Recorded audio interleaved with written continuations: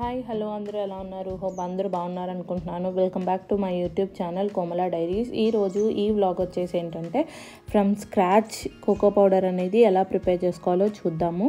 అలాగే మనం ప్రిపేర్ చేసుకున్న ఈ కోకో పౌడర్తో చాక్లెట్స్ కూడా ఎలా తయారు చేసుకోవాలో కూడా ఈ వీడియోలో మీతో షేర్ చేస్తాను. So without any further delay let's get into this video. ఈ కోకో పౌడర్ కావాల్సిన మెయిన్ ఇంగ్రీడియంట్స్ వచ్చేసి కోకో కాయలు అనమాట. సో మాకు దగ్గరలో ఉన్న కోకో తోటలోకి అయితే వచ్చేసామన్నమాట. సో ఈ కోకో కాయలు అనేవి తెచ్చుకోవడానికి వచ్చామన్నమాట. సో నాకు తెలిసి అందరికీ కోకో తోటలు అనేవి ఐడియానే ఉండి ఉండొచ్చు, బట్ ఎవరికైతే తెలియదు ఈ వీడియోలో అయితే చూడండి. కోకో తోట అనేది ఇలా ఉంటుందన్నమాట. సో మనకి ఇక్కడ కనిపిస్తుంది కదా, ఇవి అన్నమాట కోకో కాయలు. సో మనకి ఇవి కింద నుండి స్టార్ట్ అవుతాయి అన్నమాట ఈ కోకో కాయలు కాయడం అనేది. సో ఇవి ఫస్ట్ ఇక్కడ గ్రీన్ కలర్లో ఉన్నాయి. సో ఇక్కడ వచ్చేసి ఈ green to yellow colour change అయిన తర్వాత మనం తెంపుకోవడమే అనమాట. అసలు ఈ కోకో తోట అనేది ఎలా ఉంటుందో మీరు కూడా ఒకసారి చూసేయండి.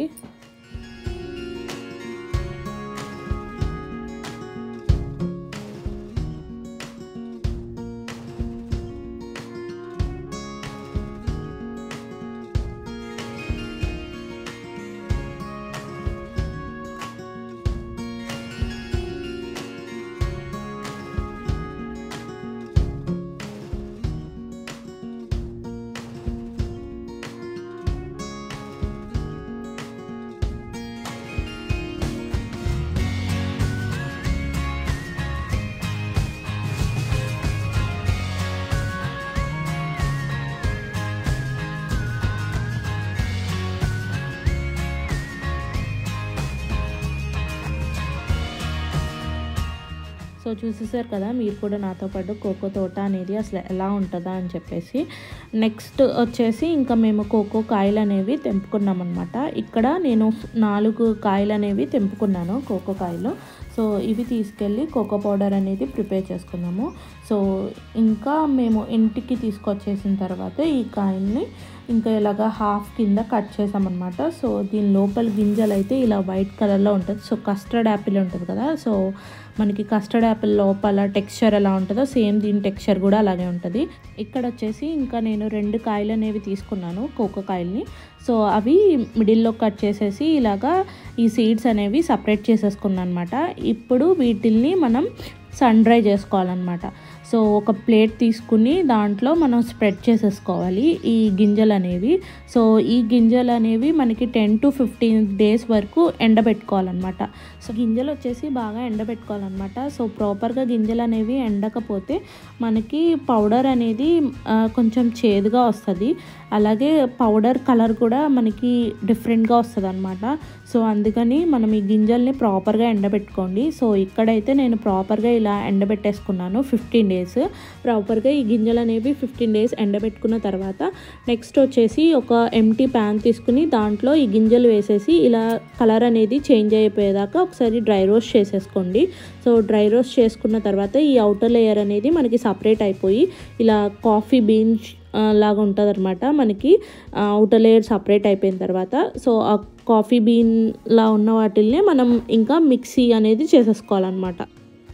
ఈ అవుటర్ లేయర్ అనేది సపరేట్ చేసుకున్న తర్వాత ఈ గింజలు అనేవి ఒక బౌల్లో కలెక్ట్ చేసి పక్కన పెట్టేసుకోండి ఇంకా మొత్తం.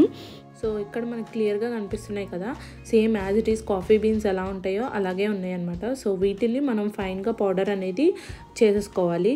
సో ఎక్కడ బరకదనం అనేది ఉండకూడదు అనమాట. కంప్లీట్గా ఫైన్గా మిక్సీ చేసేసుకోండి పౌడర్ అనేది. సో మనకి ఇంట్లోనే కోకో పౌడర్ అనేది ప్రిపేర్ చేసేసుకున్నాము.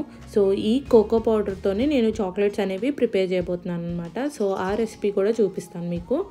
చాక్లెట్స్ ప్రిపేర్ చేసుకోవడానికి కావాల్సిన ఫస్ట్ ఇంగ్రీడియంట్ వచ్చేసి కోకో పౌడర్. నెక్స్ట్ వచ్చేసి షుగర్ని కూడా నేను ఫైన్గా పౌడర్ చేసి పక్కన పెట్టేసుకున్నాను అనమాట. నెక్స్ట్ వచ్చేసి గీ అవైలబిలిటీ ఉంటే గీ తీసుకోండి, లేకపోతే బటర్ అయినా తీసుకోవచ్చు.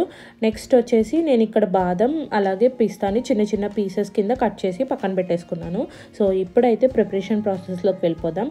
ఫస్ట్ ఇక్కడ ఒక మిక్సీ జార్ తీసేసుకుని దాంట్లోకి నేను 3/4 కప్ కోకో పౌడర్ అనేది యాడ్ చేసుకున్నాను. నెక్స్ట్ వచ్చేసి షుగర్ అనేది according to your sweet cravings బట్టి వేసుకోండి. నేను ఇక్కడ వచ్చేసి షుగర్ కూడా ఆల్మోస్ట్ 3/4 కప్ వేసేసాను షుగర్ కూడా. నెక్స్ట్ షుగర్ వేసిన తర్వాత గీ కూడా కొంచెం గీ అనేది ఎక్కువగానే పడుతుంది. నెక్స్ట్ కావాలంటే మీరు దాంట్లోకి డ్రై ఫ్రూట్స్ ఏవి అవైలబుల్గా ఉంటే అవి యాడ్ చేసుకోండి. నేను ఇక్కడైతే పిస్తాను అలాగే బాదం యాడ్ చేసుకున్నాను అనమాట. సో ఇవన్నీ యాడ్ చేసేసుకొని ఒకసారి మనం మిక్సీ అయితే చేసేసుకోవాలి. మిక్సీ వేసేసుకున్న తర్వాత మనకి కన్సిస్టెన్సీ అనేది ఇలా లిక్విడ్ ఫామ్లో ఉండాలన్నమాట. సో దట్ మనం ఏదైనా మౌల్డ్లో వేసుకున్న ఆ షేప్లోకి టర్న్ అవుట్ అవుతుంది.